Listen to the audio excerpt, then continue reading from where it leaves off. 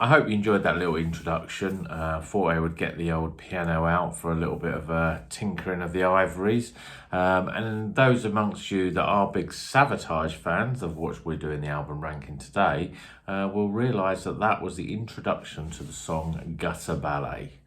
Okay, so today, it's been a real labour of love, this one. Savatage. Now, a lot of people may not know who Savatage are, and I would tell you right now that you could just stop this video and go and search the internet and go and listen to their entire back catalogue, because they are an incredible band, and they're probably one of my favourite bands within that sort of heavy, progressive, power metal type of music. So, Savatage, where does it all begin? So Savatage were formed in 1979 by the brothers John and Chris Oliver, the singer and the guitarist, based in Florida, and they released quite a lot of albums throughout the 80s, 90s and into the 2000s. So today we're going to do the album ranking, and as I said, you know, Savatage to me are one of those great bands that I never had the opportunity to see. They probably will not tour again. Obviously, they've had a lot of tragedy in terms of their guitarist, Chris Oliver, died in the mid-90s. They carried on and they've done a few good albums after that as well, though. But I think, you know, in terms of the band, they are probably looking at other projects, and probably we're unlikely to see more Savatage, both albums or tours. But anyway, that's enough of the introduction. Let's get straight into the rankings of the albums by the power metal band Savatage. So we start in the final position with their album that was supposed to be their big breakthrough album. This is called Fight for the Rock. It's a bit of a disaster. The record label said, we want you to become more commercial, want you to move more into that sort of hard rock and away from the sort of heavy metal sort of stuff. And the band just, you know, they had no real desire to do that, but they tried it, and basically the album is full of, you know, quite a lot of quite poor songs. So this is them trying to go away from their sort of real heavy metal and into something a bit more of the hard rock, a bit more commercial. They wanted to be a bit more like, the record company wanted to be a bit more like a band like Journey, for example. So it's quite commercial, this album, and the songs are just a bit poor. Maybe the song Red Light Paradise, or even the cover of Freeze Wishing Well, are probably the only sort of songs on this album that I really like. So I'm giving Fight for the Rock my last position. The next album, in 11th position, is, well, it's not even really an album, it's actually an EP, but I'm including the EPs in here. So Dungeons Are Calling, an EP which was there pretty much recorded at the same time as their original album Sirens, but split up into obviously a separate album stroke EP. It's got a very similar sound to that first album by Savatage, Sirens. City Beneath the Surface is a real standout track. Their sound at this point was very much in that sort of almost new wave of heavy metal, sort of has sort of early Iron Maiden and even sort of early Wasp in terms of the sound. So I'm giving Dungeons Are Calling 11th position. In 10th position is their second official proper album, which is The Power of the Night. Now, obviously, this and Fight for the Rock are similar, but Power of the Night is not as sort of commercial looking. It's much better than Fight for the Rock, but still not really hitting the level of greatness. I like the title track, but a lot of the other tracks, there's nothing that really stands out for me. This was their sort of their album where they sort of started to mature their sound a little bit, but they still were a long way off from their sort of progressive symphonic sort of metal that they were more famous for in the sort of late 80s and early 90s. 9th position is their debut album, as I talked about before. Sirens is their first album. It sounds really raw. It's like those sort of, you know, a lot of bands that started in the early 80s, their first album really has a real raw sound. But John Oliver, the singer, is really the star of this. He's got an absolutely amazing voice, full of personality, and I love the songs. The title track is brilliant. He's got some real great screams on there, and also the also song. I Believe is also another great song. So that's the first album. It's worth checking out. If you don't know the early Savatage, then check out that first album, Sirens, because I think it's really a real unpolished gem, I would say. Okay, so now we're going into the more later ones with the 8th position. This is Dead Winter Dead. So this was a heavy sort of concept album, you know, around the Bosnian War. It's got a sort of slight Christmassy theme, very sort of wintry. I don't know what it is, but it has a sort of, I mean, it's definitely metal. It's very progressive metal as well. But there's also an element of sort of musical theatre, a little bit of Disney even in there. I mean, that may put off a lot of people hearing that. But, you know, the thing is with this album, it really sort of created the offshoot, the Trans-Siberian Orchestra, which really had a real massive commercial success, especially in the United States. There's songs on here that we reimagined for the Trans-Siberian Orchestra, and I think it's a good album, but I think that Savatage definitely have done a lot better. So I'm putting Dead Winter Dead in 8th position. In 7th position, I've put Poets and Madmen. Now, this is their latest album, but it came out in the early 2000s. John Oliver, who was replaced by Zachary Stevens, is back in the form as the main lead singer. And I think it's a great sign-off for him. His vocals are really strong. There's some great songs on here. I like Man in the Mirror, Stay With Me a While, and Morphine Child are the real sort of standout tracks for me. It's really good, and it's real classic Savatage, and with John Oliver singing. And after quite a number of years where he wasn't the singer, I think fans will really enjoy this album. Okay, 6th position. Now, in 6th position, I've put the album Handful of Rain. Now, I know a lot of people that find this their favourite album. So this was written and performed after the tragic passing of Chris Oliver, the guitarist and founder of the band, and obviously brother of John, the singer. He died in a car accident, and basically they decided whether they were going to continue on with it. But John Oliver decided he wanted to continue the band.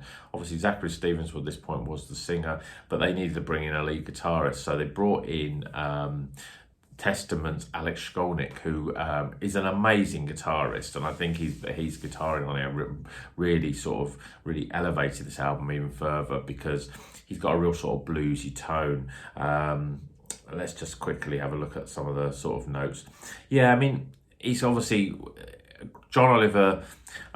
Obviously, people that know Savatage, John Oliver is the singer, but he also on this album pretty much, you know, as much as he didn't sing, he performed all the guitars, the bass, the drums, keyboards, and Alex Skolnick played all the lead guitar, and Zachary Stevens was the singer. But it's a really good album. I mean, there's some great songs on here, such as, and some really heavy songs on there as well. Taunting Cobras, Nothing's Going On, really heavy. Then you've got the song Chance, which I think is a real sort of classic Savatage song, and it's their first sort of introduction to the use of counterpoint vocals. And then of course the last song on the album is called Alone You Breathe, and this was the tribute song to Chris Oliver.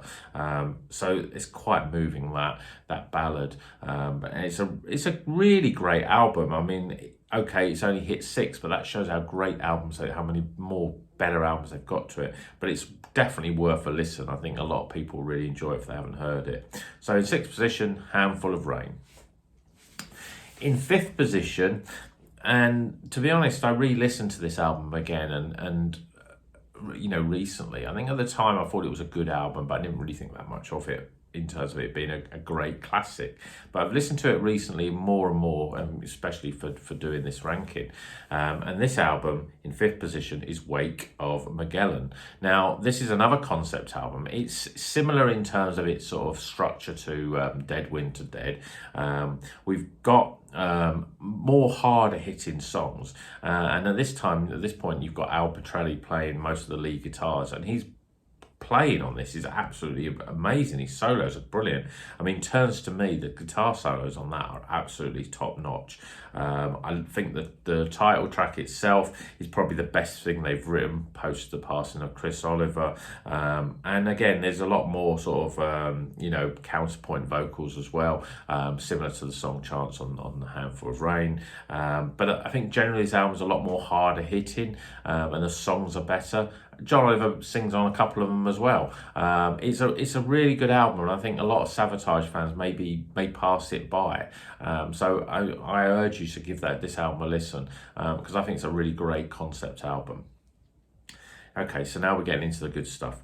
In the 4th position, Edge of Thorns. Now, this was when John Oliver decided he wasn't going to sing. He's still very much part of the band in terms of co-wrote all the songs, still played keyboards, but didn't play with them live, I don't think, at this point, and he wasn't the sort of main lead singer. So they were replaced with Zachary Stevens, who I think has got a really good voice.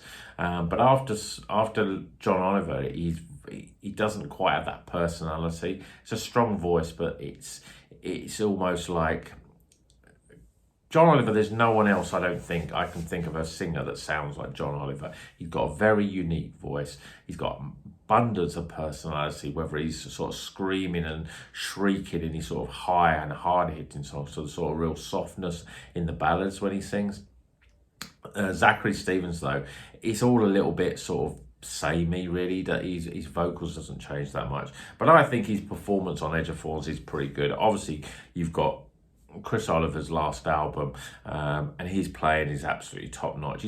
Chris Oliver is one of my favourite guitarists. He never gets sort of mentioned in sort of great guitarist sort of polls, but he's just got a really great tone, and I think in terms of the sort of genre of music, I think he's up there with the very best. So the songs on this that are really good, Edge of Thorns itself is a brilliant song. Also like Follow Me. And in my opinion, the best song with Zachary Stevens on is He Carves His Stone. That's a superb song. But it's also, when you listen to it, you think, I wonder what it would have sounded like with John Oliver singing. It would have been even better. But that's my favourite song off this album. And I think that it's worthy of 4th position, Edge of Thorns. Okay, top 3. In 3rd position, the greatest power metal album, in my opinion, is Hall of the Mountain King. It's the real pinnacle of that sort of power metal era. They brought in a lot more sort of symphonic sort of sounds from their sort of earlier 80s stuff, and really this is when their songwriting just took it up quite a few levels. It's got amazing songs, like the title track itself is absolutely amazing, 24 Hours Ago. But probably my favourite song on this album is the one where you've got the ex-Badlands singers Ray Gillan playing. He pretty much does a duet and does a lot of backing vocals for the song Strange Wings. It's a really brilliant song. It's probably up there with one of my favourite Savatage songs of all time, a real classic. This album is brilliant. If you like your metal heavy but you like a little bit more symphonic sounding, then this is really good. This was the sort of real sort of bridge album between their sort of, their sort of top albums, which coming on to, and their earlier stuff. And I think it's up there with probably a lot of people's favourite Savatage albums. In 2nd place is the album Gutter Ballet. Now, we've had the introduction at the beginning of the song Gutter Ballet. For me, Gutter Ballet was my introduction to Savatage, the first album that I bought from them. The title track itself is amazing. So there's a lot of piano and a lot of keyboards on this album, but it just works with a lot of hard hitting guitars as well. And Gutter Ballet is really the sort of, is the song where someone says, well, tell me what Savatage is all about. That's the song, really soft, and almost sort of have a classical sort of sound to it, but with that sort of heavy metal. A lot of people said to me at the time, what Savatage like, and I had some friends out there that were saying, oh yeah, you should check out Savatage. They're the best combination of sort of your heavy metal, like your Metallica's, your Iron Maidens, your Wasp bands like that, along with sort of combination with something like Queen in their sort of early days, and I think that comparison is worthy, really, because they do have a lot of Queen elements. Yeah, I mean, John Oliver is never really going to be compared with Freddie Mercury, but in terms of the way that they write their songs, there's very much a sort of Queen vibe there. Gaza Ballet, as I said, the title track is brilliant, but I really like the really hard-hitting ones like She's in Love and Hounds. They're really great. And also, probably one of my favourite ballads by Savatage is Summer's Rain. I think that's a brilliant song. It's a great album, Gaza Ballet, and it just missed out to the top album, #1 position for Savatage. To me, it has to be Streets. Streets was a perfect album. It is a concept album, but there's a lot of short songs. There's not like some massive long epics on there. There's lots of short songs, but every song is good and every song is different. It's almost like it's just a melting pot of all different styles. I mean, in terms of hitting the best songs on this album, Tonight He Grins Again, Ghost in the Ruins, Sammy and Tex, New York City Don't Mean Nothing. I mean, it really showcases, in my opinion, the best of John Oliver and Chris Oliver. The guitar playing on this album is absolutely out of this world, and I just think that Streets, they must have written Streets, recorded it, and when they were listening back, they thought, this is it. This is our Dark Side of the Moon. This is our Tommy. This is our, Another Brick in the Wall. It's the perfect, for me, concept album, and probably my favourite concept album of all time. It is a superb album. Yes, there's a little bit of some of the sort of more ballads can be a little bit soft, and obviously you're working through a theme. It's all about this guy called D.T. Jesus that was a drug dealer that became a famous musician, and his sort of rise and fall really of him, and with the backdrop of New York in it as well. It's a brilliant album. If you've never heard of Savatage, then give this album a listen, because there's so many great songs on it. And it's, to me, my favourite, probably not only my favourite Savatage albums, but probably one of my favourite albums of all time. I just love it. I just listen to it all the time, and I listen to it quite regularly. So that is my my album rankings of Savatage. I hope you enjoyed that. I'm interested to know, are you a big fan of Savatage? Let me know in the comments. Which is your favourite album? Should Streets be #1, or would you put something like Hall of the Mountain King? Maybe you got into Savatage later and you prefer the vocals of Zachary Stevens, so maybe some of the Zachary Stevens fronted albums are your favourite. I'm really interested to know what you think. I'm really interested to know what you think of Savatage. I mean, I've done quite a lot of ranking videos for some sort of big, well-known bands. I don't think Savatage are well-known. There's a lot of people that are fans of heavy metal that may have never heard of them.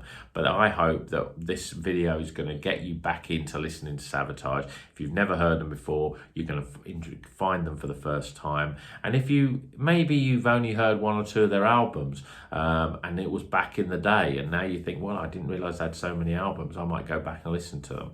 If you do that, then my work here is done, So hope you enjoyed it. Until the next one, what we're going to do. Keep on rocking.